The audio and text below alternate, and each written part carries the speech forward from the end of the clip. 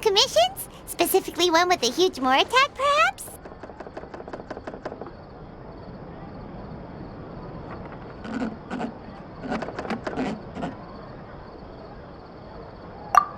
Paimon's just being enthusiastic. We're old friends now, she gets it.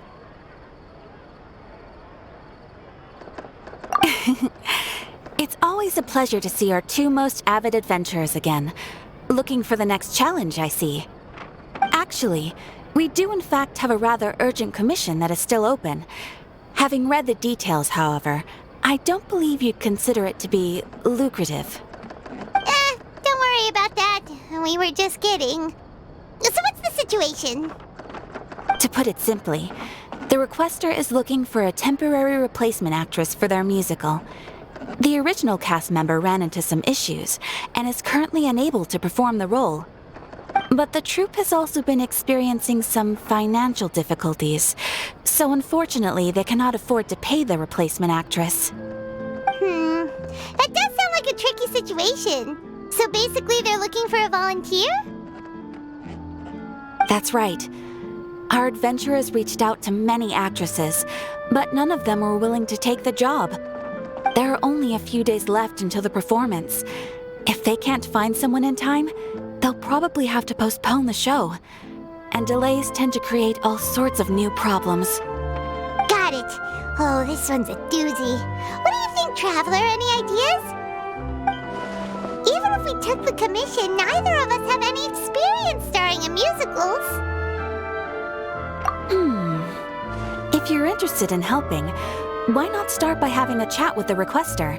He's right over there. Maybe you can't fill the role yourselves, but you might be able to help him figure out another solution. Maybe there's something he hasn't thought of. Oh, it's that guy, huh? No wonder, he looks like he just ate a sour lemon.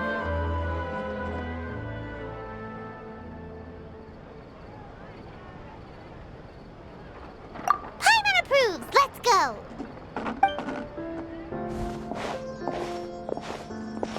Hello there! Are you the guy looking for a new actress? Wait, I know you two! Are you really willing to act in my musical? Wow, sounds like we're pretty famous in Fontaine already. But to answer your question, neither of us have any experience in musicals. But we heard that you're in a bit of a bind, so we figured we could at least try to help you think of a solution. Ah, I see. It's okay. I knew that asking for a volunteer was a long shot. If we can't find someone to step in, we'll have no choice but to cancel the show. It would be such a shame.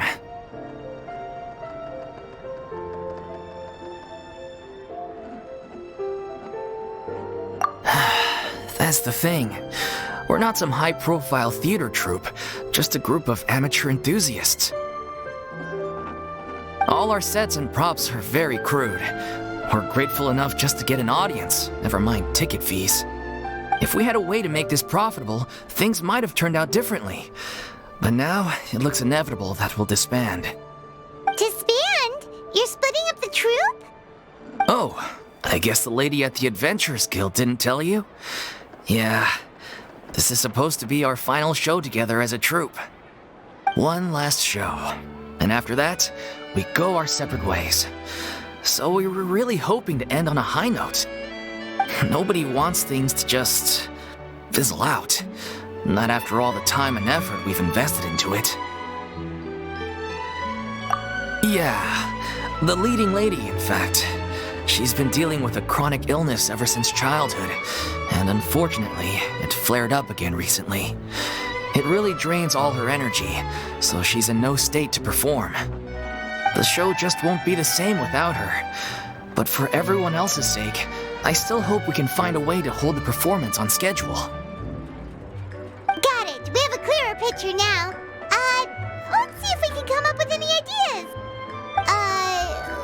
What if we sponsored the show? Traveler, how much more are you carrying? Please, there's no need to go that far. I wouldn't feel right asking such a huge favor, and I can't promise that we'd ever be able to pay you back.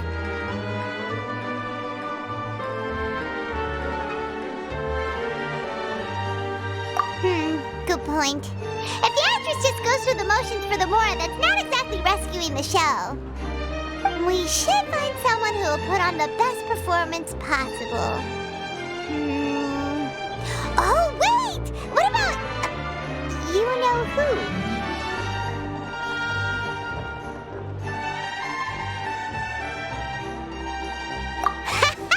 That's how you know we're the best of partners.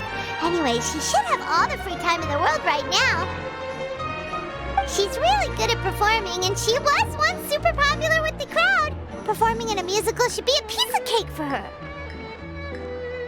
Who are you thinking of? Sounds like someone famous. Her? You're... That was a joke, right? Nope. Paimon doesn't actually know if she's performed on stage before, but Paimon's pretty confident that she'd be really good at it. You're not wrong there. She has actually performed in a number of big-name shows before. They were one of the reasons she was so popular.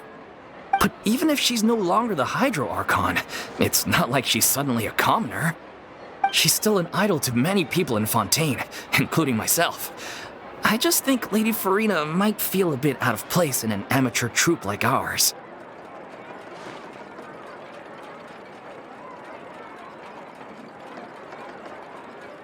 Well, yes, but... Fair enough.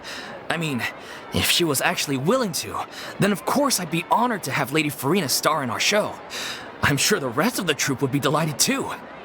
I'm sure everyone in our troupe has probably dreamt of performing on stage with her one day.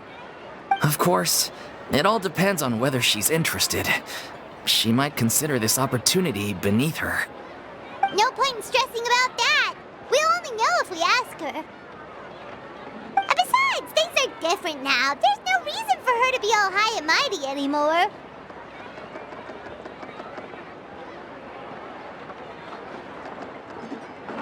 Thank you for your help. I guess I'll just stay here and wait for the good news. Good luck. Wait, where does Furina actually live nowadays? She used to live in luxury at the Palais Mermonia, but she's, moved out, right?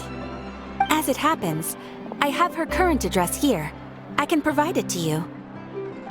Woo! When did you get here?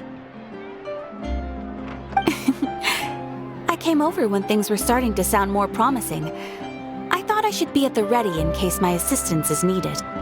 It is my duty to support commissioners in any way I can. Thank you, ma'am. Thank you so much. Well, now that we've got the address, we'll go find Furina. Back in a jiffy.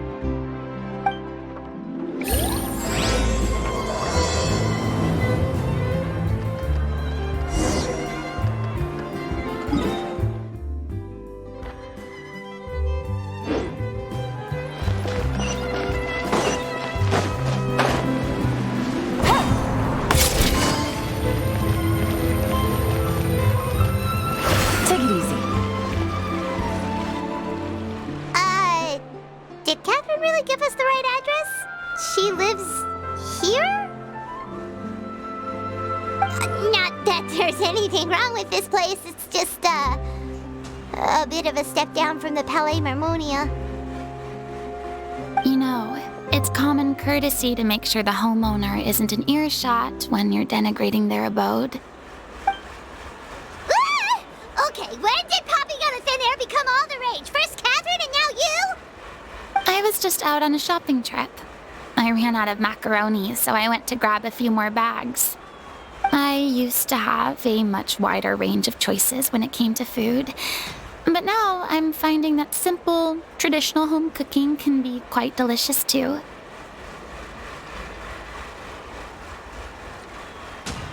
Not at all. As long as you have different kinds of sauces in, you can have macaroni and tomato sauce one week, macaroni and bolognese the next. Oh, sounds like you're really struggling to cope.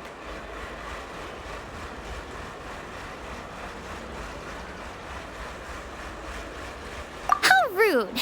Questioning my cooking skills. The audacity! It's not like I have a very eventful life these days. Actually, I barely leave the house. So I don't see how it's unusual that my meals are a little simpler now, too.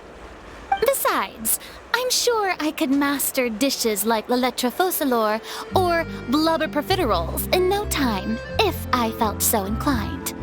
Ah, there it is. You don't know how to cook. Not yet, maybe, but... Anyway, what are you even doing here? I do hope you didn't come here just to ogle at my fall from grace. Let me first be clear that I'm not taking guests at this time. So if you're just here to clown around, then please be on your way. Shoo! Sorry! We're sorry! Please don't be mad!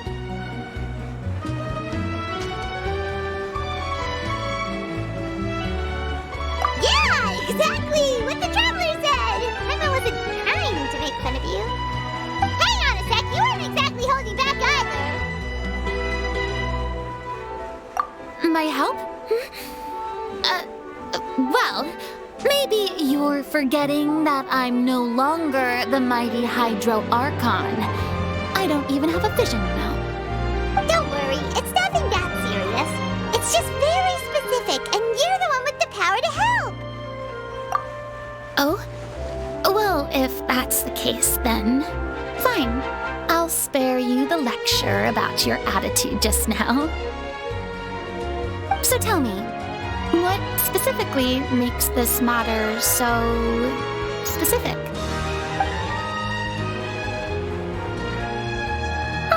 I see. I knew you couldn't have come all this way just to amuse yourselves at my expense. After all, I was once the brightest star in all of Fontaine, well-versed in all the various performing arts. A mere musical is well within my capabilities. But given the present circumstances, I'm afraid I must regretfully decline your casting request. How come? It sounds like this would be a breeze for you!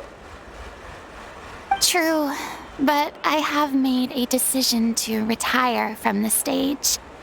Although I am no longer required to play the role of the Hydro Archon, the time I spent inhabiting that character has left an indelible mark on me. Centuries of pretending to be a different person changes you completely. I'm not the same person I once was. Of course, that can't be undone now. It's too late, and I have no intention of reinventing myself all over again. But at least I can say that I no longer desire to play any new roles.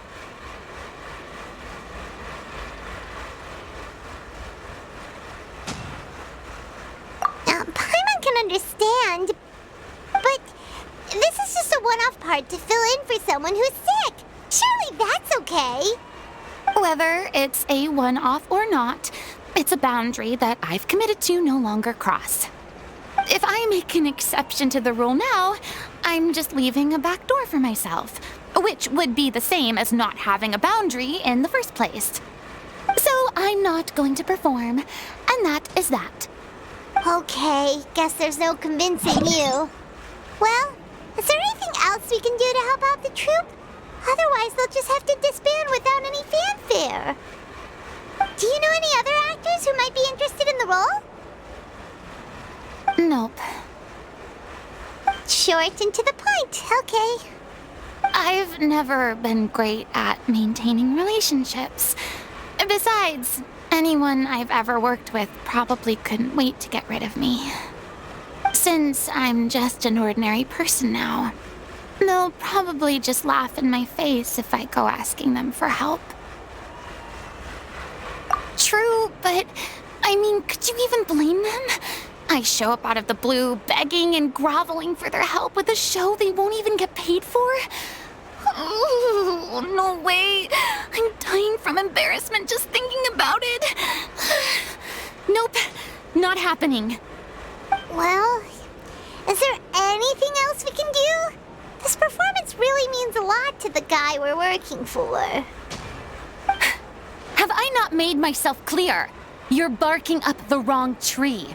I don't want this job, nor do I know of anyone else who would. Sorry. I didn't mean for that to sound so harsh. I wish I could help, really.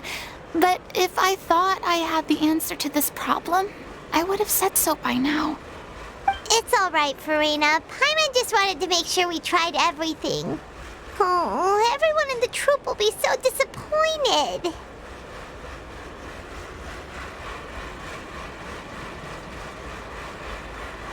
Yeah, I guess that's all we can do now. All right, then. We'll see you around, Furina. Toodaloo to you, too. I'm going home to take a rest now.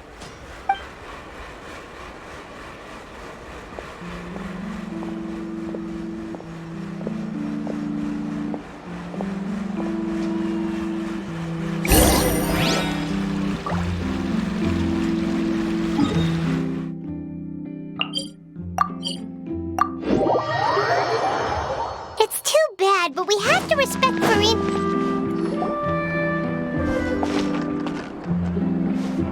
Huh? What's going on? Are they arguing?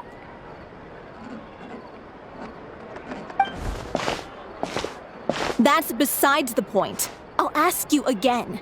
Why did you start looking for a replacement without my consent? When did I tell you I'm going to take a step back? You didn't need to say it. We've known each other for how long now? We know the signs. But you never tell us about your illness, even when it's clearly flaring up. And that gives you the right to make a decision on my behalf? Shortly after you left, the troupe's lead actress came to the Adventurers Guild. She believes that she's healthy enough to perform. Excuse me, but can you both take a moment to discuss something else for now? The adventurer assigned to your commission has returned. Sorry, I was just dealing with a little misunderstanding. So, how did your conversation with Furina go? Sadly, it's a no from her. We tried to persuade her, but she wasn't having it. She doesn't want to play the role for personal reasons. I see. Well, circumstances have changed a little, so maybe that's not such bad news after all. You see, our leading lady has just informed me that she's well enough to make it to the show after all. Staging the musical with the full original cast was always the dream, of course. Oh, right! Sounds like everything worked itself out then.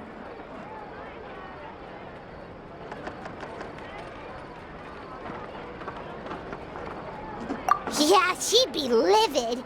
We'd get the scolding of a lifetime. Jeez, is Lady Furina really so harsh with people? Only joking, calm down. So, guess we can consider this case closed now, huh? Despite the fact that we failed to complete the commission, we were still racking our brains for ideas on the way back here.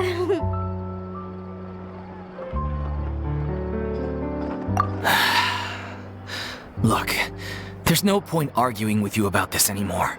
You've made yourself very clear, so I'll stop looking for a replacement. This is the last chance we have, though.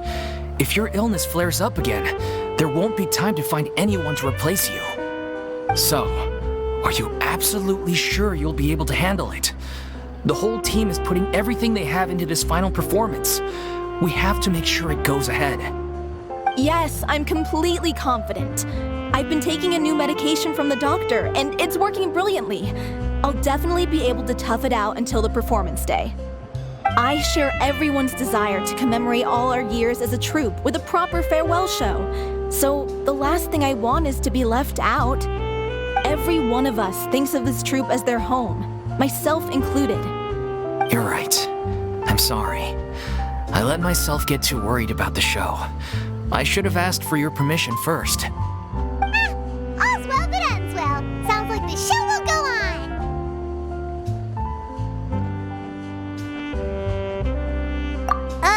Sure.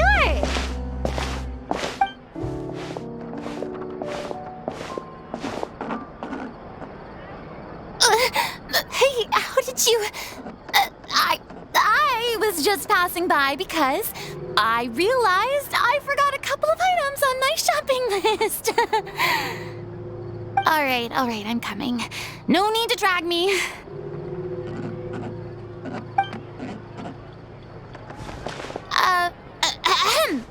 Hello, one and all. I couldn't help but overhear your conversation just now. Furina? Didn't you say you were gonna take a rest at home? What are you doing here? I was just ever so slightly concerned about the situation you mentioned. Yes, a teensy bit concerned, that's all. When you came to talk with me earlier, I jumped right to explaining my position and said some strongly worded things. And all before I even had a full grasp of the situation. Anyway, I just feel a bit bad about how it went down. I'm sorry, Paimon. Oh, it's totally fine. Paimon didn't take any of that personally. You really have a knack for asking the most uncomfortable questions, don't you? I felt very sheepish, having had a change of heart after flatly refusing you. And then, to make matters worse, you caught me.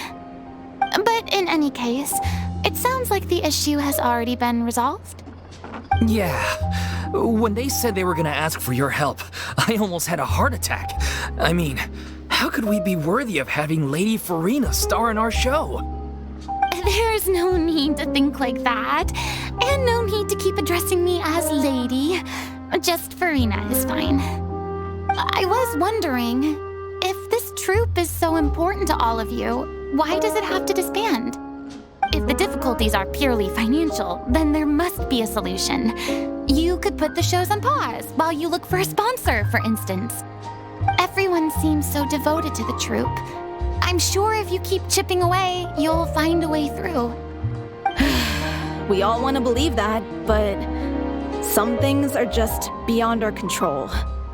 Everything's been going downhill ever since we lost our director. She was the heart and soul of our troupe. She kept us going. Her name was O'Reilly, and she was the founder as well as the artistic director of our troupe. And tragically, she was a victim in the serial disappearances case. What? That's actually how I recognized these two. It was all thanks to their efforts that the true culprit was brought to justice. But still, no sentence can bring our director back to us. She was a loyal fan of your performances, Miss Furina. They were what first inspired her to get into musical theater.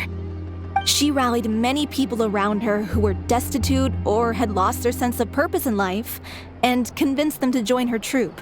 She wrote her own scripts, acted on stage, and mentored each and every one of us. People loved our performances back then. We seemed to be going from strength to strength. Things were really looking up for us. And then disaster struck. Yeah. After that, the entire troupe fell into disarray. None of us know anything about script writing, let alone how to handle the business side of things. We've been doing the best we can. But despite our efforts, things are slowly but surely falling apart. It's agonizing. But ultimately, we'd rather end things now on our own terms than stick it out to the bitter end and watch all our dreams turn to dust. Oh.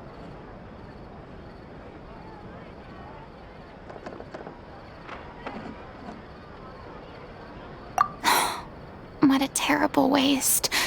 A gifted artist from humble beginnings who achieved so much and no doubt had much more to give. And then her life was so cruelly taken. I suppose it's fair to say then that this final show, besides being your farewell to the stage, is also your final gift for her? Yes, exactly. We all miss her terribly. Well, good thing I followed the traveler here. After hearing this tragic tale, I can no longer stand by and do nothing. Furina. I know what you're thinking, but I by no means plan to cross the boundary I've set for myself. Besides, they're no longer looking for a replacement anyway. I can, however, provide some artistic guidance from the vantage point of a highly experienced audience member. But only if you feel this is something that would help, of course. Oh, most definitely. We'll take any guidance that you can give. We unfortunately don't have any budget for a consultant, though. Will that be a problem? I don't need any compensation. All I'd ask in return, if you're willing, is that you tell me some more about the life and work of your late director. Something I've begun to realize since my departure from the Opera Epiclese is that there's a lot you don't see when you observe everything from on high. The law only judges criminal behavior and does not weigh human emotion. The court's verdict can settle the question of criminal liability, but what about all the unresolved emotions of the parties involved? What happens to them?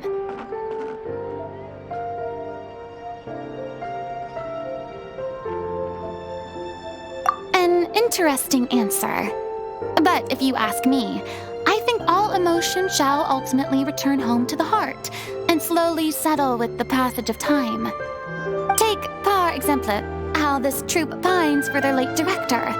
Things such as this I have never witnessed before, and so I should like to observe, perchance to understand. Huh. Still a fan of your old dramatic monologues then, huh? You just want to get back in on the action, don't you? No. This is a completely different situation. Pearls before swine. The name's not Swine, it's Paimon! Would you be willing to join me? Come on, take a break from adventuring to listen to a story. Thank you all so much. Our director was a huge fan of Miss Furina's performances, as of course we all are. All right, follow me. We'll go to our usual practice space. Please excuse the size. It's a little on the smaller side.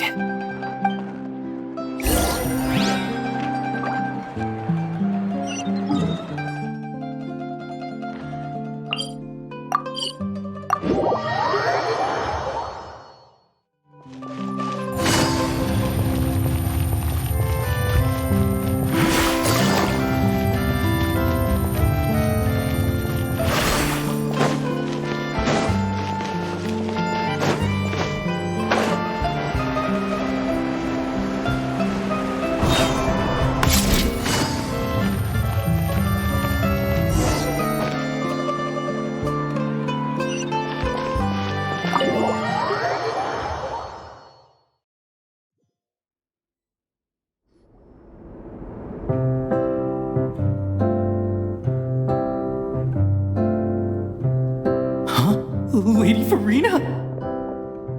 What's Lady Furina doing here? Hello all. Allow me to explain. As of today, Miss Furina will be supporting our production of The Little Oceanid in the role of artistic consultant. These two over here are the ones that made it possible. They kindly reached out to Miss Furina on our behalf. I'm sure they need no introduction.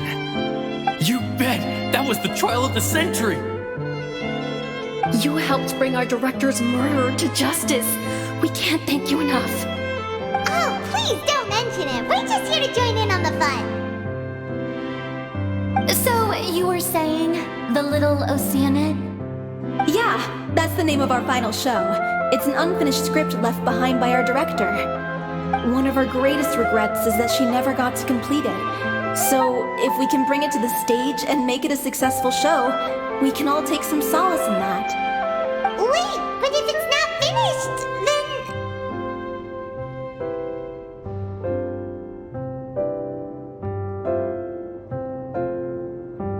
then... Yeah, we've been battling issues on every front trying to realize this dream. Anyway, let me give you a quick summary of what the story's all about. The protagonist of the story is a young Oceanid who transforms herself into human form, despite the protests of her family. She longed to live just like any other human, and sure enough, she found friendship and even love. Everything seemed perfect. But one day, her true identity was exposed, and her world came crashing down around her. So far, so good. A classic tale. What happened after that? That's one of the issues we've been trying to deal with. Unfortunately, this was as far as the director got with her script. We need a proper ending so we can bring this musical to the stage. But people have different opinions on which direction to take it in. We still haven't decided between a happy ending or a true-to-life tragedy. By true to life, you mean the director's sudden disappearance? Yeah, like they say, truth is stranger than fiction. But then there's the question of whether we really want to use the stage to pass our raw pain onto the audience. Exactly. A lot of the time, people come to watch a show just hoping for some light entertainment. We have to consider their emotional stake in this, not just our own. And one last thing. We're still waiting on confirmation from two of our main actors. The first is Paulo, who plays the protagonist's lover. He's locked himself away to focus on writing an ending for the script. But the deadline's passed, and we still haven't heard from him. The other is Villemont, who plays the main antagonist. He took the director's death pretty hard. Hasn't set foot in the city since. He did write to us, promising that he'll be there for the final performance, but we haven't seen or heard from him since. So we're not really sure what to make of that. Although, now that we have Miss Furina helping us, maybe we should take the opportunity to get everyone back together. What opportunity? What do you mean? Maybe you're unaware, but your name has always been like a rallying cry for us. Our director was constantly singing your praises. All of us look up to you as a role model. Oh, stop! You're making me all flustered. Although, not in a bad way. I suspect the reason they're dragging their feet is that they have their doubts about whether the show will really go ahead, considering all the issues you've been facing. But one by one, all the obstacles are being removed. Now is the time to rally the troops. Makes sense. Okay, priority number 1, let's check in with Paulo and see where he's at with the ending. He went back to Poisson a few days ago, said that staying in a friend's home might help him to relax and escape the feeling of isolation. I thought the last thing his friend would want right now would be to take visitors, given that Poisson was flooded not too long ago. But I guess it's the opposite. A friend in need and all that. Yeah, maybe he could use some company. Poisson? Nothing.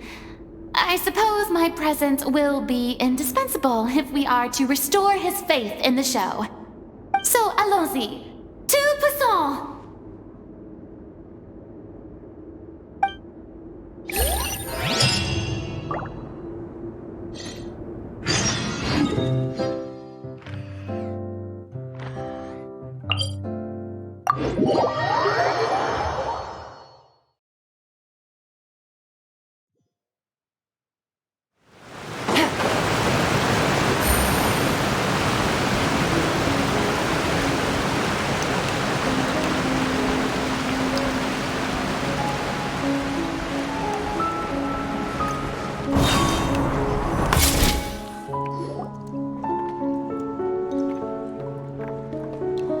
If I remember correctly, this is where he's staying. Who is it? It's me. Is the script ready? You came all the way here for that? All right. Forget that for now. Just come on out. We've got some great news. Nice try. Look, just give me some time, okay? I'm just wrapping up this last part of the script. I'll be out once I'm done. Okay then. Looking forward to your masterpiece. So, as expected, he's missed the deadline. The ending is one of the most important parts of the show. Even once he's done, it isn't final until we've all had the chance to read through and make sure we agree on it. Someone told me they'd just seen you in Poisson. I assumed it was a case of mistaken identity, but sure enough, here you are. And Furina, too. I was wondering if we might run into her. So you're here for Paolo? Looks like he could be a while, so feel free to take a stroll around town in the meantime. I've made all the arrangements already. Oh, it's okay. We can just wait. Thank you for being so considerate, Miss Navia. That sounds wonderful. We'll take that stroll. Get over here, you! How oblivious are you? How are things in Poisson now? Any better? Things are on the mend, but it's a slow process. Some people may never recover from the trauma they experienced. I'm sorry to hear that. I wish there was something I could do. Please, must our conversations take such a depressing turn every time we meet? We all have painful memories, but we don't have to let them cloud everything we do. And if you're trying to make a new start, perhaps it's best if you don't bring up the past all the time. Thank you for your words of comfort. You make a very good point. But for now, at least, I think I should stay with the way I'm feeling for a while longer. It's okay. These things take time. Moving on from a painful experience is easier said than done. Which brings me to why I'm here. I thought you should probably know that not everyone here is ready to forgive and forget after the Hydro Archon's inaction in the face of catastrophe. To avoid upsetting the peace, I told the townspeople that everyone here is a member of the theater troupe, and that you are just an actress playing the role of Furina. It's not a perfect solution, but hopefully it means you won't have to lie low while you're here. That's so thoughtful of you, Navia. Well, what do you expect? I am the courageous and considerate president of Spina di Rosula, after all, like my father before me. Anyway, that was all. Look after her now.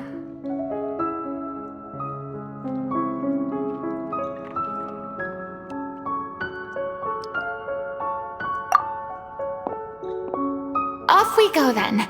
Let's take a look up there. I don't have any friends that I can be frank and honest with, so maybe she's right. You're the closest thing to friends that I have.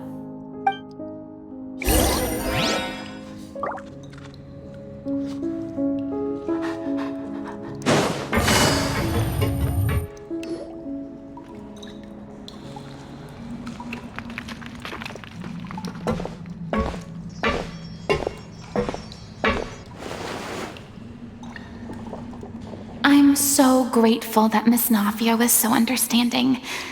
To be perfectly honest, I didn't know if I was ready to meet her. It's always easiest to just run away from your problems, but that never fixes anything. You can't get around the obstacles without facing them. So that's why you were nervous when they brought up Poisson. Yeah. I'd be lying if I said I wasn't scared of coming back here. Still, I felt it was something I had to do. As I was saying before, I want to see for myself the things that I never could in the past. I'd be overjoyed if the people here could find it in their hearts to forgive me. But they're more likely to unleash a tirade of vitriol against me, which, of course, I completely understand and accept.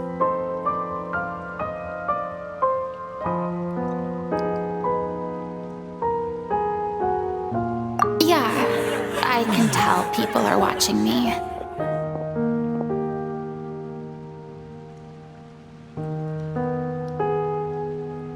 I'm sure some people here see the idea of someone coming to Poisson dressed as the Hydro Archon as extremely disrespectful. I used to be terrified of the gaze of other people, especially when they had suspicion or resentment in their eyes.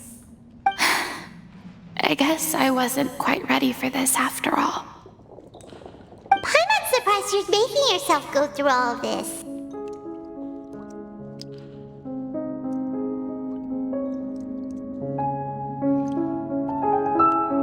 I can't let myself see only the things I want to see.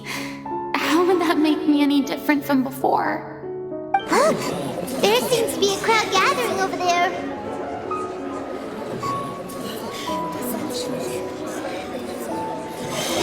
Probably time we made a move. How about we check check out Spina di Rasula's ship. We should have a view of the whole of Poisson from there.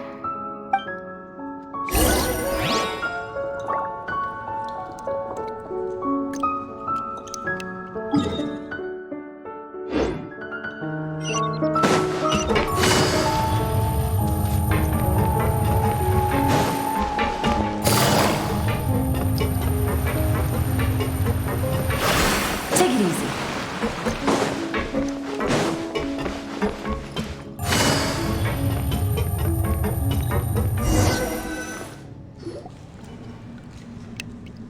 I'm sorry. You probably just wanted a relaxing stroll. And here I am dumping all this heavy stuff on you. We don't mind. It's actually refreshing to see a different side of you. Great. Well, I appreciate your company, so please don't disappear just yet. I don't know whether you can tell, but the years of suffering and loneliness aren't the only reason I have a hard time facing up to who I used to be. As I stand here by the ship, I can't get the images of the rising water out of my mind. One after another, people were taken by the water. All those treasured lives and memories washed out of existence in an instant. They thought their god would protect them. They had absolute faith that when disaster struck, a divine power would save them from harm. And all the while, I played my part to perfection to convince them that was true. But then the floodwaters finally came, and the Hydro Archon did nothing. You shouldn't look at it like that. You're only doing your duty.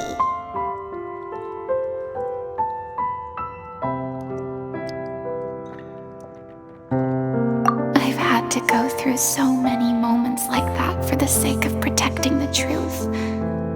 As time went on, it got harder and harder to bear, and I became more lonely and isolated.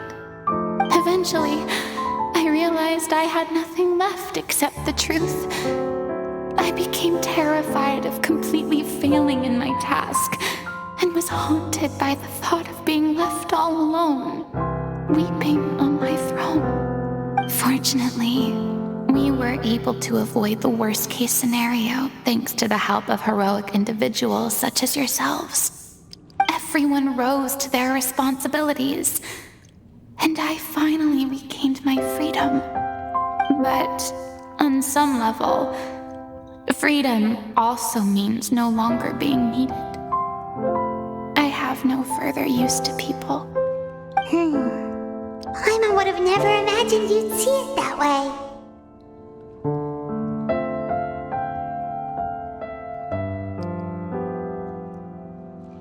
A reward?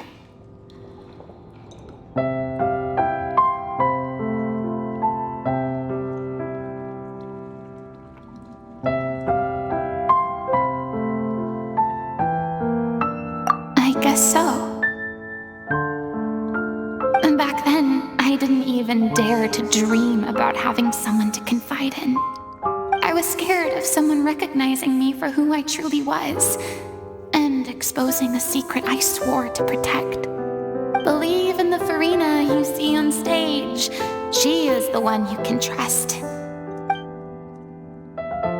I had to keep all my feelings, all my curiosity about life to myself. No one could be allowed to know. That's what I really meant when I said I'm no good at maintaining relationships. So that's where you were coming from. Paimon totally thought you were just a bit of a diva at heart. Could you please get off my case? I don't know what's gotten into you today. I'm making an effort here. You could at least try to do the same. I do. I once had nothing but the truth, and now I'm finally free to live my own life again. And even though I have no idea where I'm going right now, at least the choice is in my hands. All right, it's about time to head back. Paulo should have finished the ending by now. and check it out.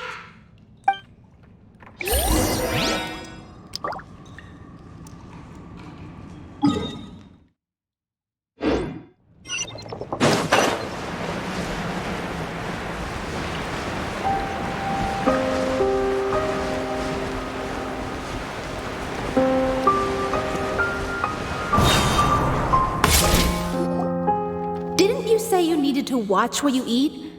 You're supposed to be cutting down on fried foods, not wolfing down copious quantities of fish and chips, you know? Come on.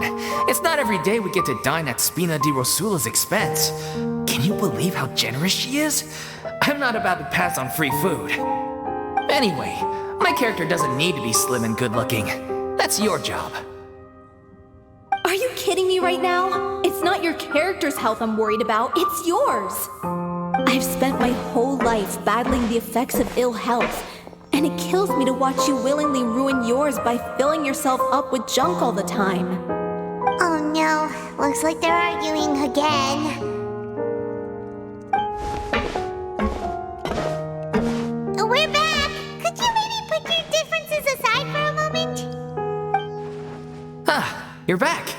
We've been enjoying Spina di Rosula's VIP treatment in your stead. Paulo's nearly done. We shouldn't have to wait too much longer.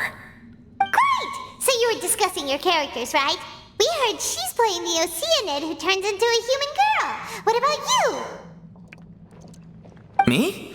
I'm an Oceanid too. He was originally supposed to take the form of a crane, but he outgrew that role. Well, the costume at least. So now he's playing the boar instead. Sorry. The boar's not a bad character, actually. He's the one who raises the little Oceanid, yes? That's right. He has some pretty memorable lines too, like when he imparts some solemn words of wisdom to the little Oceanid. If you become human, you can reveal your secret to no one. You will face suffering and loneliness. Is this truly what you want? Wait, that sounds kind of familiar. It's the most important line in the whole script. I think it's a symbolic statement about our director's life and legacy. She kept quiet about all the trials and tribulations she faced in running our troupe, allowing us to devote ourselves fully to performing. It was only after she was gone that we realized how tough her job really was. You mentioned earlier that the troupe is like your home. Yeah. I was born with an incurable illness, and once my family found out it couldn't be treated, they decided they didn't want me anymore. I spent some years taking whatever work I could find and trying to manage my illness with various medicines. But whenever I had a bad flare-up, I'd be lying in an alleyway for days at a time. It was like that until the director found me one day. She told me I had a great voice and asked if I was interested in studying singing from her. I said yes. She took me under her wing, taught me to both sing and act, helped me find Mora for my meds, took care of me when my condition decided to flare up.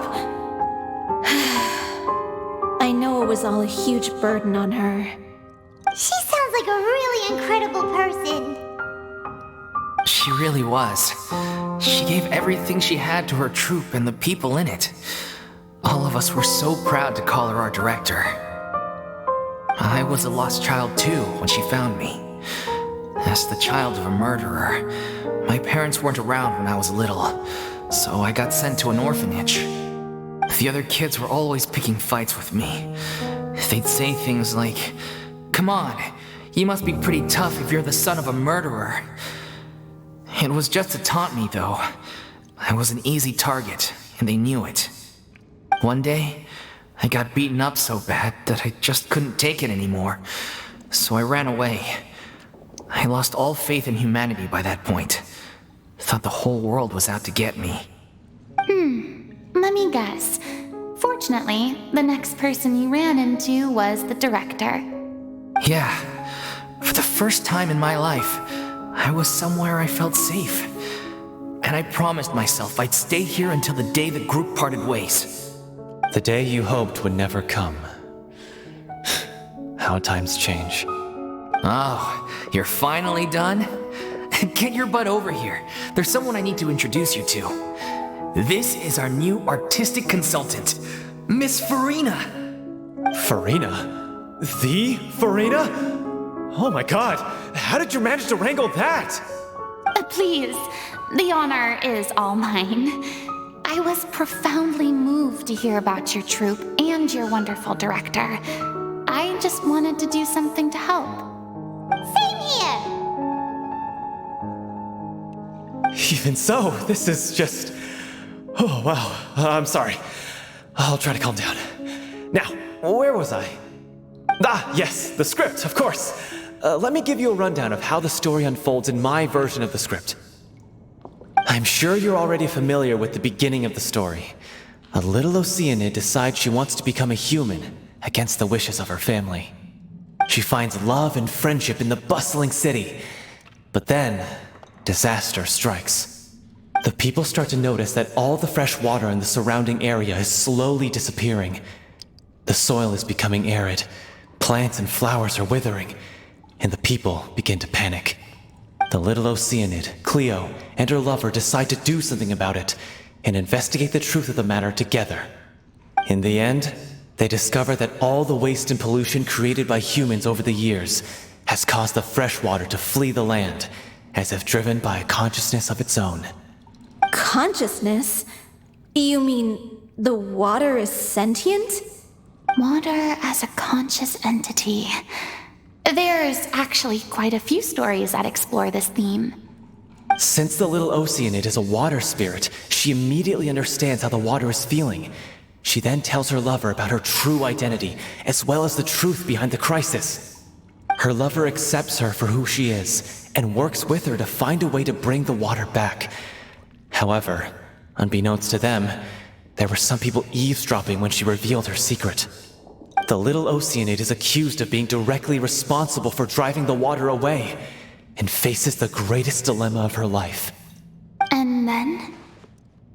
In the end, she makes the brave decision to sacrifice herself to save her lover, and the rest of humanity. Huh? But didn't they all treat Cleo like a villain? Why would she want to save them after that? Well, she mainly wanted to save her lover, plus everyone who'd stood up for her. Through her love for her human partner, she was able to find an even greater love, one that extended to all of humanity. Surely the biggest strength of Cleo's character. There's actually something else that bothers me. You know the protagonist is supposed to represent the director, right? And she never had the chance to become a hero in our world. If we're serious about dedicating this show to her memory, we should make the ending as true to life as possible. What about if the little Oceanid is hounded to death by people who hate her, her lover makes sure her secret never gets out, and humanity continues down the path to extinction? That sounds like too cruel of an ending to me, and perhaps a little irresponsible to present to the audience. That ending would be a perfect mirror to Director Aureli's death, both arbitrary and meaningless.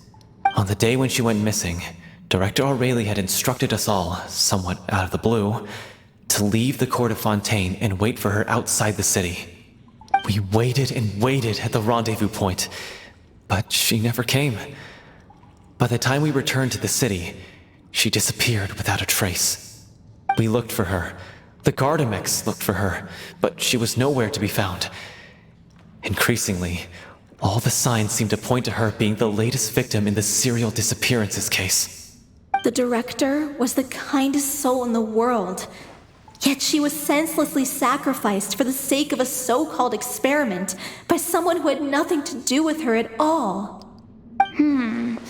But doesn't the way she suddenly told you to leave the city suggest that maybe she had some sense of what was about to happen? It almost seems as if she was moving you to safety. I've been trying to follow up on that ever since, but all my efforts so far have turned up nothing. Villemont might know something, but he won't open up to me. Villemont? The one who's playing the role of the villain? Yeah. He's been overwhelmed by grief. I think the director's death hit him hardest of all. Grief? Guilt, more like. Also, I have a hard time imagining that anyone took it harder than me. Because, well, speaking of the play being true to life, I was deeply, madly in love with Aurelie. What? You kept that one quiet. It's time to be upfront with you all. No more keeping secrets from each other. We'll never be able to agree on the ending if we can't be honest about how we feel. I did tell her how I felt once, but she turned me down pretty much straight away. She said that we were all like brothers and sisters to her, and she'd never considered us as potential romantic partners. Not that it came as a shock or anything. It was what I was expecting to hear. So I told her I'd always be there for the troupe, and I'd always be there for her. I said, maybe one day in the future, when everyone's settled into their own lives and on the up and up, and managing the troupe no longer required her constant attention, well, maybe then she could reconsider what she really wanted in her life. And now, that day will never come. Paulo. So if I'm the one writing this ending, then I'm gonna make sure it does right by Aurelie. I won't let anyone get in the way of that. In that case, you have to straighten things out with Villemont once and for all, face to face. We've all had our differences of opinion over the ending, but those two have never seen eye to eye on anything. One of them has to compromise if we're ever going to reach a final decision. Well, if that's where we're at, looks like it's time to go visit Villemont. Are you ready to face the truth? Honestly, I'm slightly terrified. But for the sake of our final performance, I'll do whatever it takes. Funny you should ask, though. You really do get what I'm going through right now. I certainly do.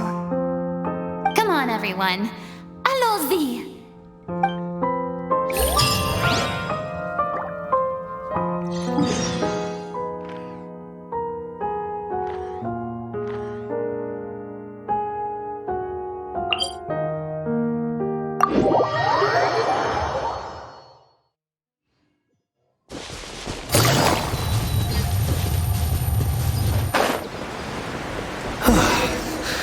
This is tough going.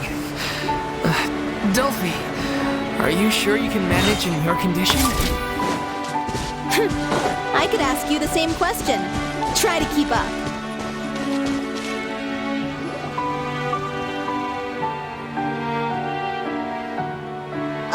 As if this journey wasn't tough enough already without a roadblock. Don't worry. We should all be fine with the traveler here. We don't need to take a detour.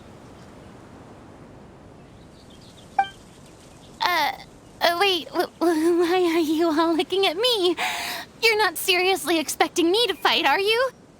We're just curious, that's all. I don't think anyone's ever seen Furina in a fight before. Yeah, but don't you remember why? The Hydro Archon willingly gave up all her power so it could be converted into indemnitium. Miss Furina said so herself. Precisely! And I'm not even the Hydro Archon anymore, so all my power is gone anyway. As much as it pains me, unfortunately, I should just stay put. I'm more like a damsel in distress more than anything. That sounded so smug. Ugh, secondhand embarrassment is unbearable. C'est la vie indeed. Alas, I am forced to watch on helplessly as a more brave and seasoned adventurer than I swoops in to save the day. Aw, too bad. I was so pumped to feast my eyes on fight mode Furina. Sorry to leave all the heavy lifting to you. Don't worry, piece of cake.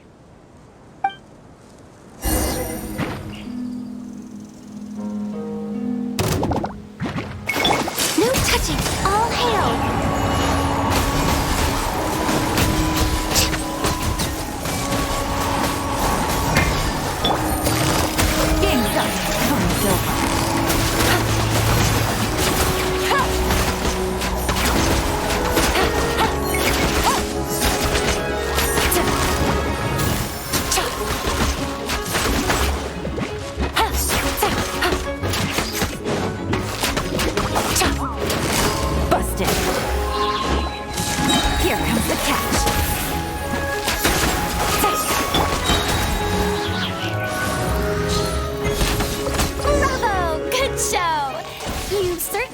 to your reputation. Yeah, thank you.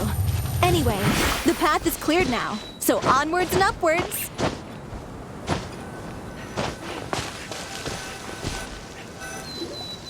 Vilma, are you there? Huh? Oh, it's you guys. Wait, what's Lady Furina doing here? I can explain. We've been rounding up the whole troop. We now have everyone except you. So, you think knowing the truth about the director's disappearance will help you write an ending to the script that pleases everyone? I care just as much as everyone else about making the little Oceanid a success. That's why I wanted to wait until after the show. If I open this can of worms now, I just don't want to make things difficult between us. We're supposed to be a unit when we're on stage. Vilma, avoiding the truth will not help anyone. Unless you mean to suggest that Aurelie's death had something to do with you. I don't want to talk about it. Listen, Vilma. I used to think that my love for Aurelie was a point of shame. I never brought it up to anyone. But now, I've made up my mind to put it all on the table. I'm prepared to face everything, to sacrifice everything for the sake of the show. The little Oceanid cannot be complete unless we do justice to Aurelie on an emotional level. This is why people think of you as not being the smart one. As you all know already, the troupe was kept afloat not from ticket sales, but donations from the audience. Of course, that was nowhere near enough.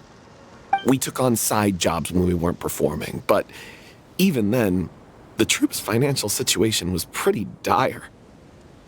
So, anyway, one day after a show, a merchant came to me and offered us a huge sponsorship. In return, we just had to provide the audience with their drinks during performances. It seemed like a win-win, so I said yes to it on the spot without consulting the director. It was only when the merchant came to deliver the goods that I realized the drink in question was synth. Isn't that the drink peddled by the culprit behind the serial disappearances case?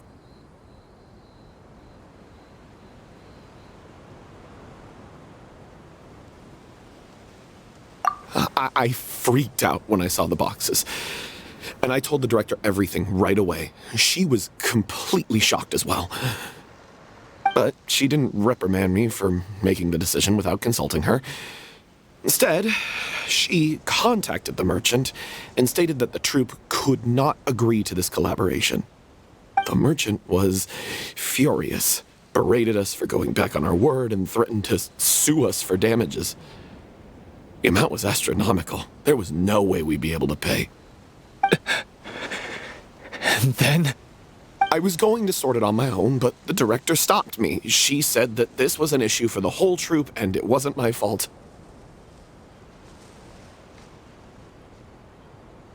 But things only got worse from there. The synth merchant just wouldn't let up, and then suddenly the director told us all to leave the city one day. I knew then that things must have reached a boiling point. I admit this whole thing was my mistake. I didn't dare to tell any of you the truth back then, and after the director disappeared, I was even more afraid to say anything.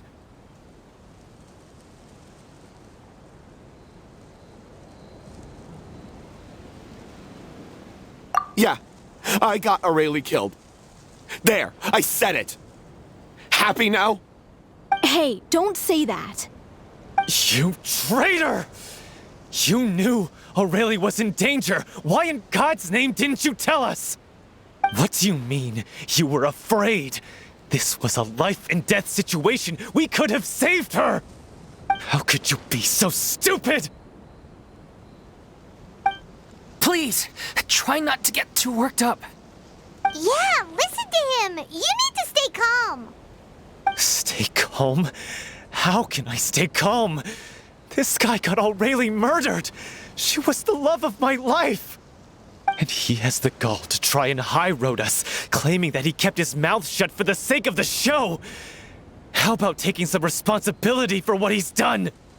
All I can say is I'm sorry. Truly. I wanted to apologize to everyone in the troupe, but that won't bring back the director. What good is my apology now? I'm just a coward who made an awful, terrible mistake that I can never take back. Beat me up if you want. Kill me if you prefer. It's what I deserve. End my life so I can meet the director and apologize to her in person. Get out of my sight! Go! Get lost! I don't ever want to see your face again! That's enough! You've screamed and shouted at each other for long enough. Now pipe down, both of you! Can you stop conflating the show on stage with your real-life relationships in the troupe? You keep saying that you want to use this final performance to pay tribute to your director and celebrate her life. How can you do that if you're just using it as an excuse to vent your own emotions? You're right. I'm sorry. On stage, the lead role is the focal point of the audience's attention. And you're all used to seeing the director as the heart of the troupe. But in her own life, her greatest desire wasn't to be the center of attention. I can tell how much she loved you all, and how much she loved the troupe. What she wanted was to build a warm home for all of her brothers and sisters, to shield you all from the storms that rage in the world outside. That's how you should remember her, and that's what you should be celebrating. I understand why you're trying to make her the hero of the story, but isn't she your hero already? After everything she did for you? Yeah.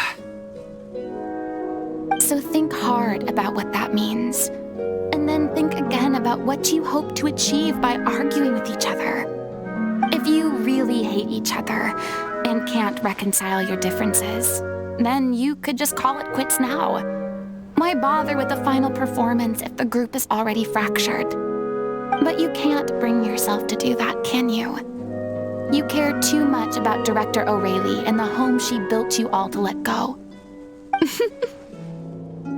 What are you laughing at?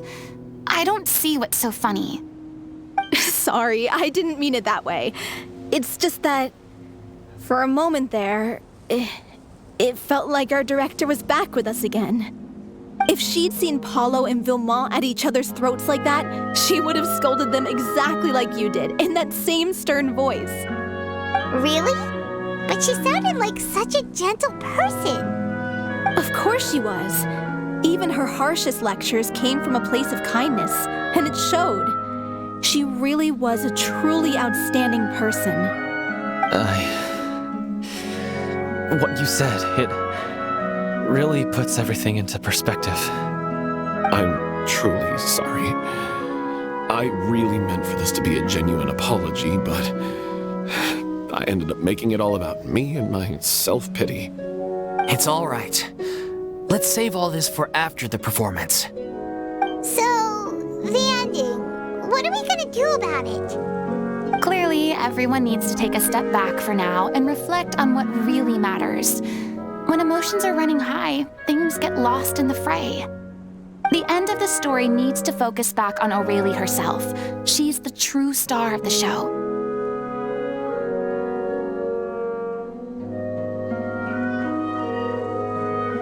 What do you mean? The Traveler is right.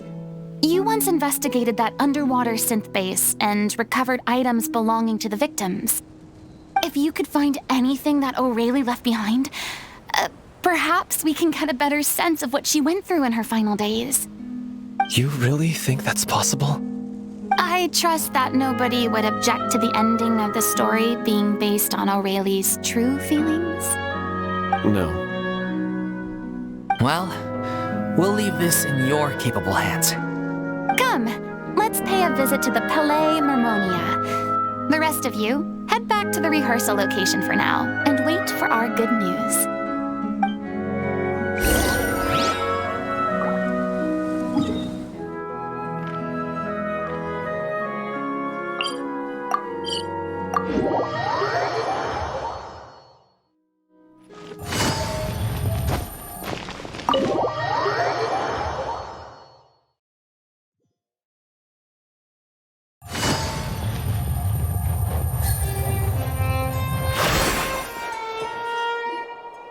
You want to review some recovered items connected to victims of the serial disappearances case? But, that case has been closed for quite a while now. Still, since you were the ones who discovered and submitted the evidence in the first place, you don't actually have to submit an application. Okay, please hold on. I'll have someone dig them out.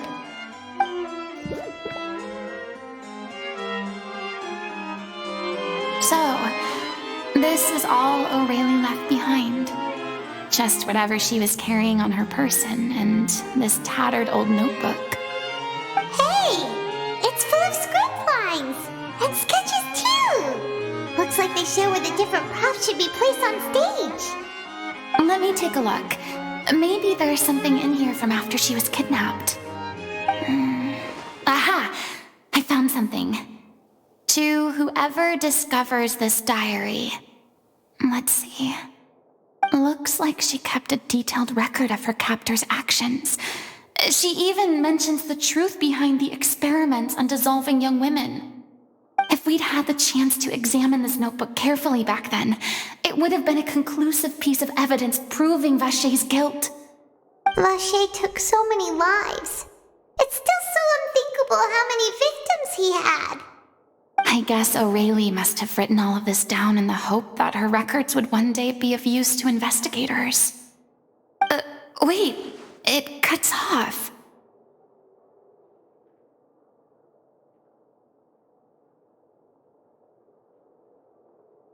Her handwriting here gets patchier and more illegible by the line. She probably didn't have much strength left. Her final words are... I'll let you read them for yourselves.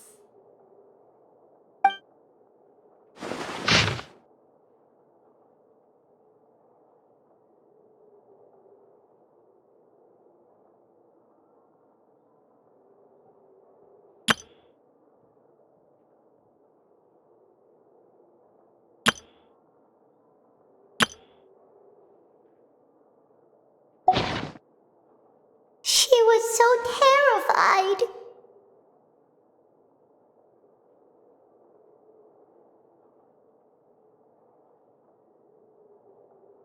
She may have been a mighty hero in the eyes of her troop, but at the end of the day, she was only human.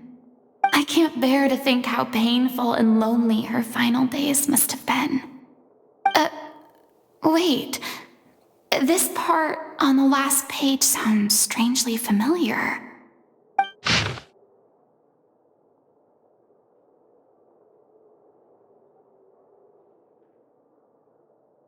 If you become human, you can reveal your secret to no one.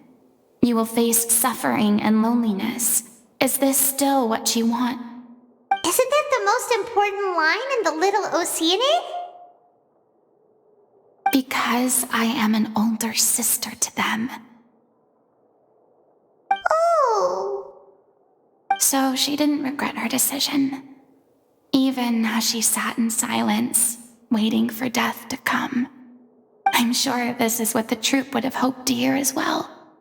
She had their utmost trust, admiration, and love, and she truly deserved it. Let's go. It's time for them to learn Director O'Reilly's final thoughts.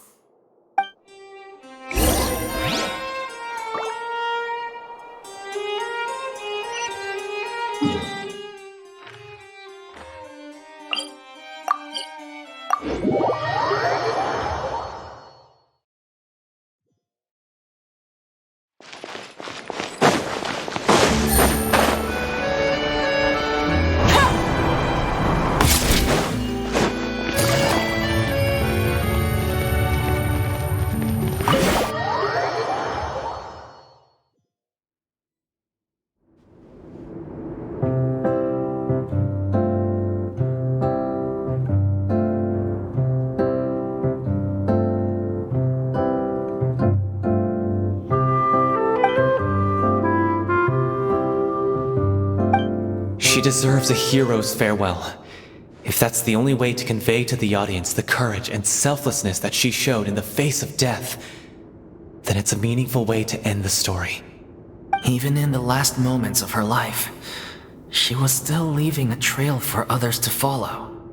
She did her best to protect as many people as possible, even if it meant sacrificing herself. We know what choice our little Oceanid would have made now. I don't think any more discussion is necessary. Well, Vilmon, if we put the past aside for now, do you think you can bring yourself to go ahead with the show? I will channel all my regret and put it into my performance, to make this a show worthy of our director. I won't ask for your forgiveness, and you don't need to worry about my feelings. This final farewell show should be about Director Aurelie and her alone. Then it seems like we've reached a consensus. I have a feeling that this will turn out to be the most mesmerizing performance of your lives. Really? How can you be so sure when you've never even seen them perform before? Don't underestimate my experience. After watching a countless number of musicals, I've learned one important thing. If you want to move the audience with your music, you must fully commit and immerse yourself in your role, pouring all your emotion into your performance. And aren't human emotions love, hate, regret, and hope just the most mesmerizing things in this world? I don't believe anybody could be more committed to bringing this story to life on the stage than they are now. Thank you for the vote of confidence, Miss Furina. And thank you for supporting us through all this. Then, let's not delay things any longer. We need to discuss the details of the ending and get it nailed down once and for all. Actually, before that, I'd like to make a proposal. During the curtain call, please allow me to use the director's name instead of my own. Huh? But then... After all, this role was originally meant to be played by the director. I'm just filling in for her. Besides, a role commemorating her life should be associated with her name. Well, if you're sure you're okay with that, I have no objection to it.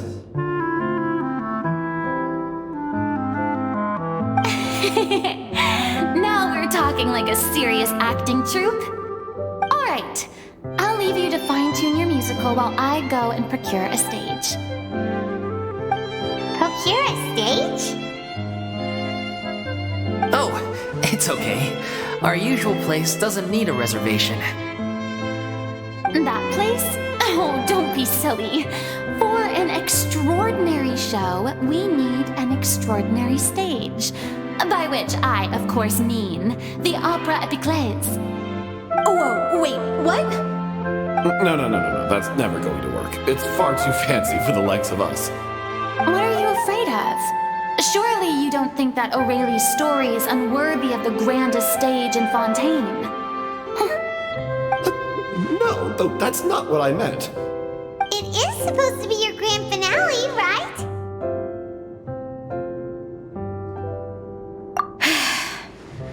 I have no problem with it then. How about the rest of you?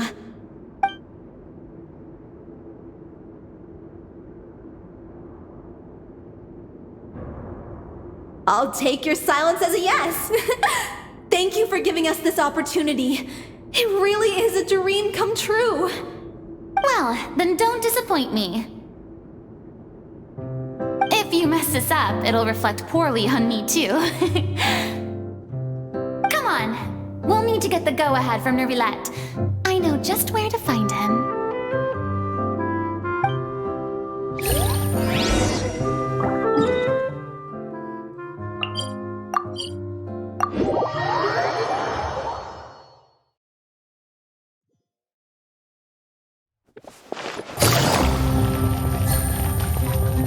Hey! I knew you'd be here. I'm here merely for a short break. It has been a while, Miss Furina. And you too, Traveler in Paimon. What might I assist you with today?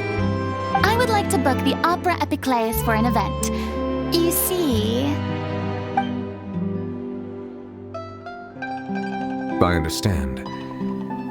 The process for booking the Opera Epiclese is complex and can be somewhat cumbersome, but given that the request is coming from the three of you, I see no reason to make things unduly difficult. The story of the little Oceanid is most fascinating. I'm looking forward to seeing it performed on stage. I will say, however, that I am surprised to see your passion for the performing arts rekindled after all that has happened. Huh? What do you mean? Do I look excited? Yes, and this is the first time that I've seen you like this since your departure from deityhood. At first, I just felt bad about rejecting them, so I wanted to learn a little bit more about their situation. But one thing led to another, and, well, here we are. In the past, we sat in our high chairs in the court, giving our opinions on isolated cases, all while knowing very little about the human stories behind each and every one. Maybe it's because I finally become an ordinary person and gained my freedom, but I've developed a great sense of curiosity about their lives. I'm truly delighted to see you find a new lease on life. Now that you've regained some confidence, have you had any thoughts regarding a return to the stage? Why would you suddenly ask a question like that? Well, if the little Oceanid turns out to be a great success, it will no doubt become a classic. Many theater companies are certain to add it to their repertoire. The experiences and decisions of the protagonist, Cleo, are all modeled after your own. Naturally, this makes you eminently suited to playing the leading role. It would truly be a shame if you did not take this opportunity to allow audiences to enjoy your outstanding acting talents once more. Haven't I already made myself clear? I won't act or perform in any role ever again. No exceptions. Nor do I think it is any great shame. There is no lack of fine actors or inspirational stories, either on or off the stage. This experience is a case in point. I feel like I've learned a lot, and it has already been well worth the price of admission. I must admit, though, I'm a little envious. They're quite fortunate to be able to bid farewell to their past in such a magnificent manner. I see. Well, I'm glad to learn that you have found a role to play that you enjoy, be it on the stage or not. I sincerely hope the show will serve as the grandest of finales. I will have my staff book the date and mail the relevant paperwork to the troupe once the details are confirmed. Thanks, Nervalet. You are very welcome.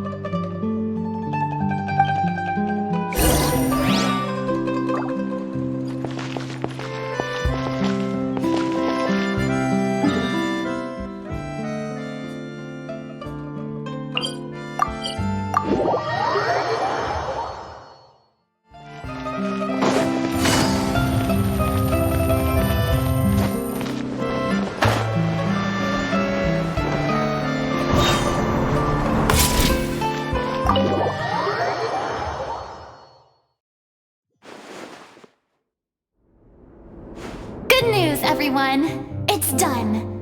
The Opera Epiclese is booked.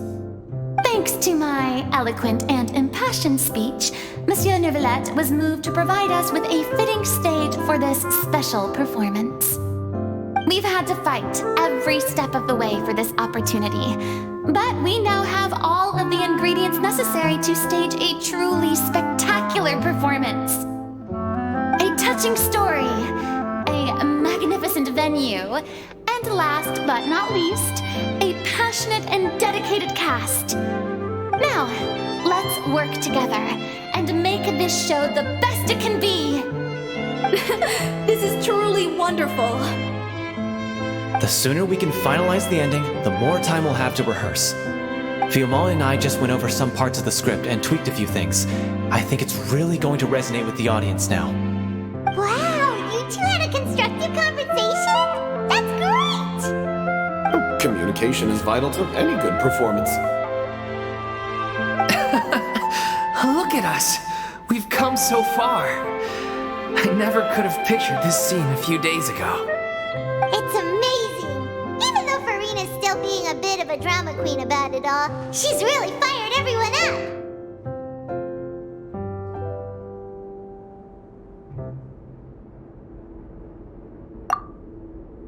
Please feel free to give us any comments or suggestions you have.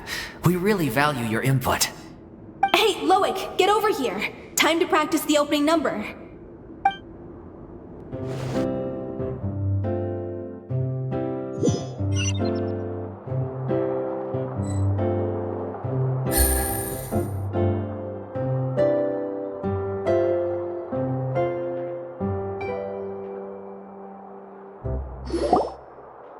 Cursed Cleo. She stole the waters of life from us. She's a fraud, and she must pay for her crimes. This has nothing to do with her. The ignorance and hatred of our people is to blame. How can we hope to win back the water's favor if we don't change our ways? This guy could be useful. Take him hostage. If Cleo wants him back, she'll have to show herself. Leave this place, oh little Oceanid, and never, ever look back!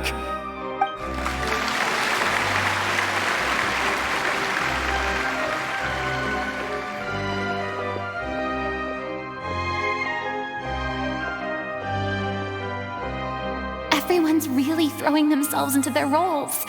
I haven't seen such a fine performance in a long time. If only... What should we do? It's almost time for her to take the stage! Why does it have to be now? Hey, what's going on? You're due on stage any second now. Oh no, not again. But why? What about your new meds? Did they stop working? They've been getting less and less effective over time. I've had to keep increasing my dose. What? I thought they cure it. So they were only managing your symptoms? I figured whatever it took to get me through this final performance. How could you do this to yourself? And after that lecture you gave me about not looking after my health. I'm sorry. I've let everyone down. You... This is a conversation for another time. How can the show go on without its star performer? Miss Furina, I'd like to make a request of you. Say no more. If you're sick, you need to rest. I know what you're going to ask. Loic, your character has no more scenes, correct? Yeah. I think my scenes are all done. Although, I do have one more line. But I guess another guy in the troupe with a similar voice register could take it. Why? Please take Delphi back to her place to rest. I'll sing the finale. From the sublime to the ridiculous. After all that, everything's come full circle. Thank you, Miss Furina. I'm so sorry to put you in this position after everything you said. Never mind. What's done is done. It's really my own fault for getting in too deep. No one likes regrets, myself included. Leave it to me. I've watched you rehearse so many times that I've learned Cleo's part by heart. I do not doubt your acting skills, but please allow me to ask just one more question. After all, this show is dedicated to the life and legacy of our director. What, in your opinion, is the reason Cleo shines so brightly? It's her pure heart. Despite all the pain and loneliness she had to endure, she never once stopped believing in the beauty in this world. Well said. I leave Director O'Reilly in your hands.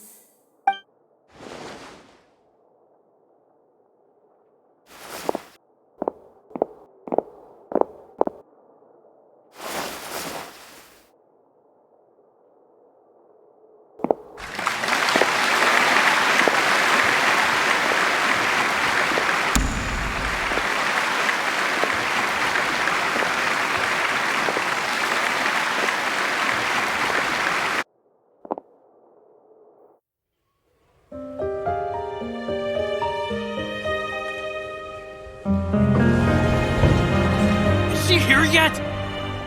Let's get here! She's not coming! You're wrong. She's here.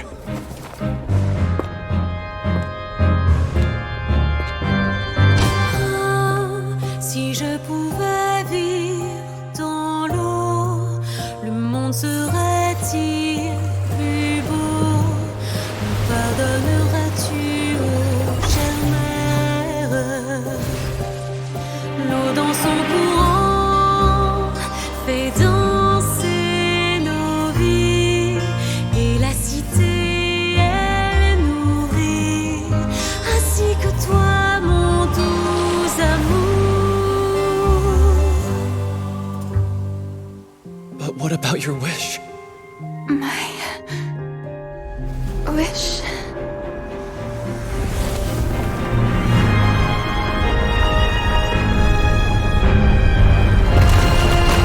If you become human, you can reveal your secret to no one.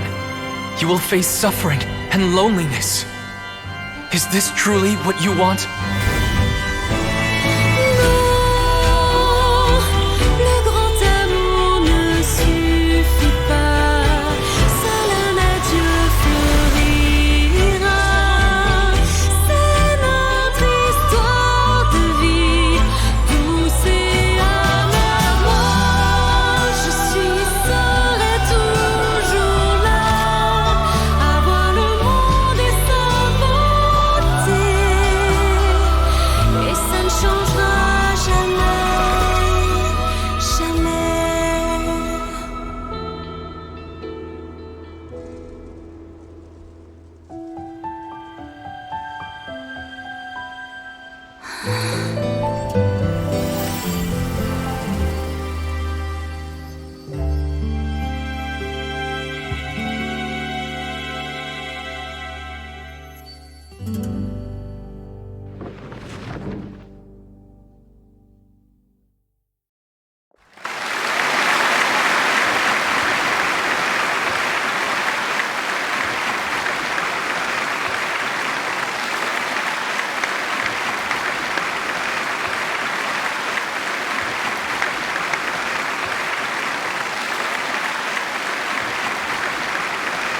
Is it just me?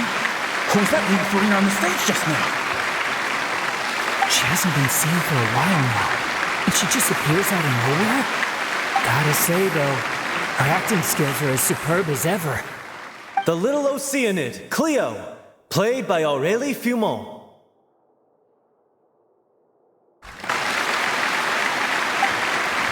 Wait, that's not her name. What's going on? I don't know. Maybe it's just a doppelganger. I've spent a lot of time out of the spotlight, and they didn't use my name during the curtain call either. Hopefully, not too many people recognized me. It's too bad that I had to break the one clear rule I'd managed to make for myself, even if I had no choice. Still, I have to admit that, despite everything, it felt good to be back on the stage again. Finally, we would like to give a special thanks to our artistic consultant and event coordinator, Miss Furina. Hey, that's not what we agreed on! Oh, so it was Furina after all. She's back! Honestly, what is he doing? He should have run that by me first. All right, calm down, don't be mad. This was a group decision. We just didn't want your contributions to go unacknowledged.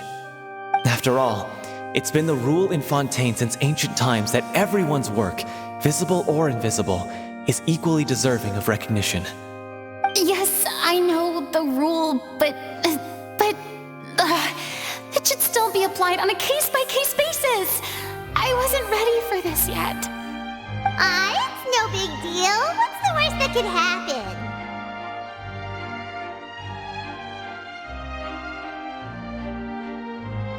Oh, yeah? Well, since you think it's so easy, you can sign them for me. This is a great chat and all, but can we talk about that crazy thing that happened during the show? and nearly gave Paimon a heart attack. Paimon flew over to where she was supposed to be and was about to drop the prop vision, and then suddenly, a real one popped out of thin air! Oh, that. I've got no idea what happened there either. But hey, it worked pretty well, didn't it? I'll bet the audience has never seen such a realistic prop. Wait, what about Dolphy? I wonder how she's doing. Let's go check on her as soon as we finish clearing the stage. Yes. Plus, she'll definitely want to hear how the end of the show went. If nothing else, we can safely say that we accomplished what we set out to do.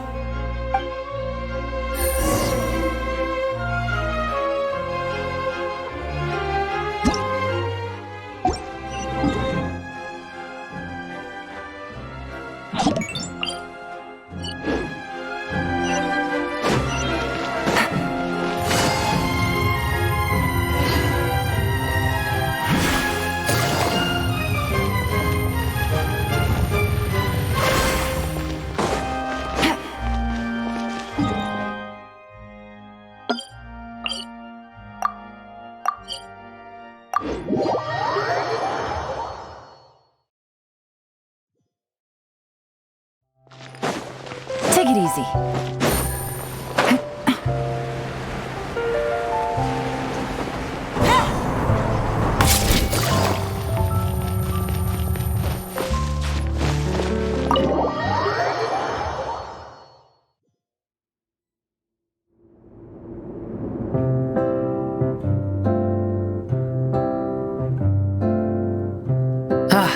You're back. She's doing okay.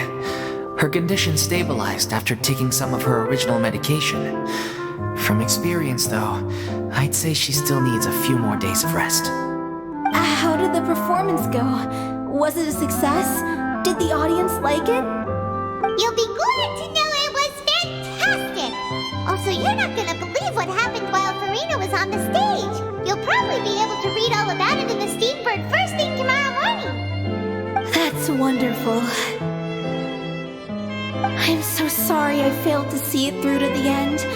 I guess I was wrong to try and tough it out to begin with. Oh, don't worry about it. Like they told me after announcing my name during the curtain call, everyone's work deserves recognition. Even though you couldn't see it through to the final scene, the audience was very impressed by your performance. It's safe to say that you made your mark on this memorial show. Well, one way or another, we did it. I've had bad luck ever since I was born, so I never expect things to go smoothly in life. I'm just happy to know that we went out on a high note. That's all that matters. Blaming your bad luck again, are we? Maybe if you didn't push yourself past your limits so much, your illness wouldn't be flaring up all the time. Oh, don't you start. I don't have the energy to argue with you right now. Aw, you two clearly care a lot about each other. I don't know what you're talking about. You mean we never stop arguing with each other?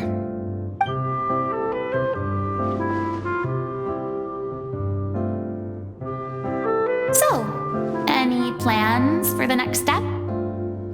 After the brilliant performance you put on, the reputation of your troupe is sure to spread through Fontaine like wildfire. You won't have to disband if you don't want to. You could capitalize on the rave reviews and license out the little Oceanid to the bigger theater troupes out there. That would do wonders for your financial situation. No, we should still disband. Yeah, it's what we all agreed to. After all that's happened, I should give you guys some space. But maybe our paths will cross again one day. Hey, don't just walk off!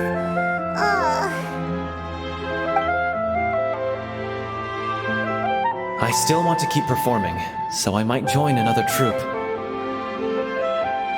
After watching Miss Furina's performance, I think I'm starting to understand our director's infatuation with musicals. You should do it. It suits you.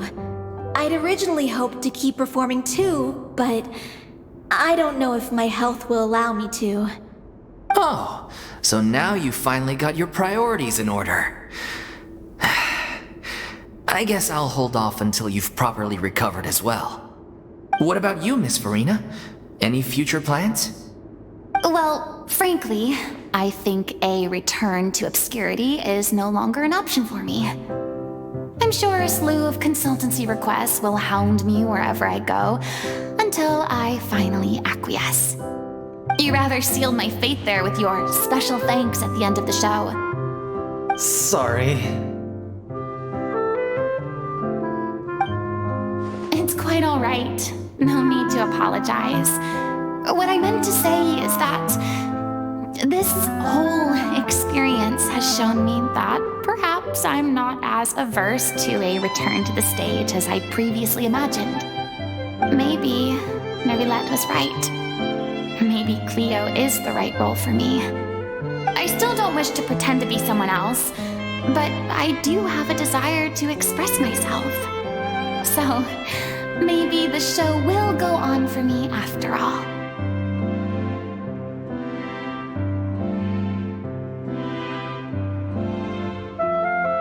Yeah, there was once a time when I was an actress in a masquerade, seeking only to hide the truth. But from now on, I want to spend my time learning real stories about real people and how they touch the lives of others around them. I want to watch them blossom and wither, see them refined on the page, retold on the stage, and remembered long into the future. I'm sure this is what captivated director O'Reilly as well. Sounds like you're ready to stop running from your true calling. The more you get out into the world, the more you'll discover what a fascinating place it is.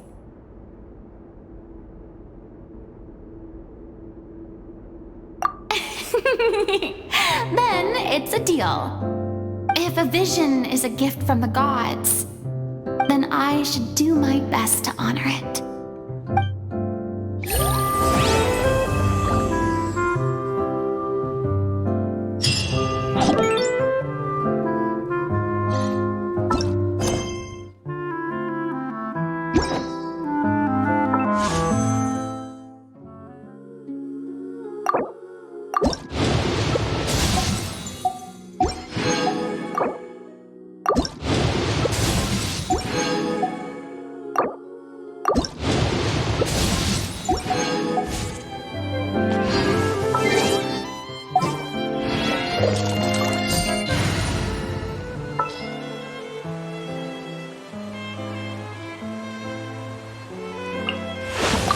Thank you for inviting me to join you.